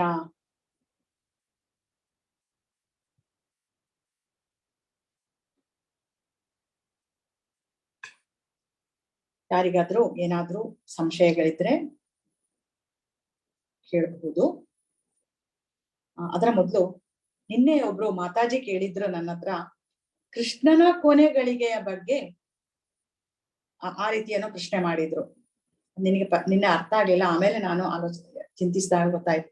ಇಲ್ಲಿ ಕೃಷ್ಣನ ಕೊನೆಗಳಿಗೆ ಬಗ್ಗೆ ಅಂತ ಹೇಳಿಕೆ, ಕೃಷ್ಣನಿಗೆ ಯಾವಾಗ ಸಾವು ಬಂದಿತ್ತು, ಅವನು ಯಾವಾಗ ಹುಟ್ಟಿದ್ದಾನೆ? ನಾವ್ ಇವತ್ತು ನೋಡಿದೇವಲ್ಲ, ಅಜ ಅಂದ್ರೆ ಅವನಿಗೆ ಹುಟ್ಟು ಇಲ್ಲ, ಸಾವು ಇಲ್ಲ. ಅದನ್ನ ನಾವು ಗೀತೆಯ ಪ್ರಾರಂಭದಿಂದಲೇ ನೋಡ್ಕೊಂಡು ಬಂದಿದ್ದೇವೆ. ಕೃಷ್ಣ ನಮ್ಮ ಹಾಗೆ ಸಾಮಾನ್ಯ ಮನುಷ್ಯ ಅಲ್ಲ, ಅದು ಮೂರ್ಖರು ನಂಬುವಂತಹ ವಿಷಯ. ಕೃಷ್ಣ ಸಾಮಾನ್ಯ ಮನುಷ್ಯ ಅಂತ ಹೇಳುವಂಥದ್ದು. ಆದ್ರಿಂದ ಕೃಷ್ಣನ ಕೊನೆಗಳಿಗೆ ಬಗ್ಗೆ ನಾವು ಚಿಂತನೆ ಮಾಡ್ಲಿಕ್ಕಿಲ್ಲ. ಕೃಷ್ಣನಿಗೆ ಹುಟ್ಟು ಇಲ್ಲ, ಸಾವು ಇಲ್ಲ. ಕೃಷ್ಣ ಇಲ್ಲಿ ಅವತಾರ ಮಾಡ್ತಾನೆ ಅಷ್ಟೇ. ಅವನು ಹುಟ್ಟುದಲ್ಲ, ಅವನು ಅವತಾರ ಎತ್ತುತ್ತಾನೆ. ಅವನ ಯಾವುದಕ್ಕೋಸ್ಕರ? ಧರ್ಮ ಸಂಸ್ಥಾಪನೆಗೆ ಅವನು ಅವತಾರ ಎತ್ತುತ್ತಾನೆ. ಅವನ ಅವತಾರ ಪೂರ್ತಿ ಆದಾಗ ಅವನು ಅದೃಶ್ಯನಾಗ್ತಾನೆ, ಅಥವಾ ಅವನ ನಿಜ ಧಾಮವನ್ನು ಅವನು ಸೇರ್ತಾನೆ ವಿನಃ ಇಲ್ಲಿ ಕೃಷ್ಣನಿಗೆ ಕೊನೆಗಾಲ ಅಂತ ಹೇಳುವಂಥದ್ದು ಏನಿಲ್ಲ. ಕೊನೆಗಾಲ ಏನಿದ್ರು ಅದು ನಮಗೆ ಮಾತ್ರ. ಹರೇ ಕೃಷ್ಣ.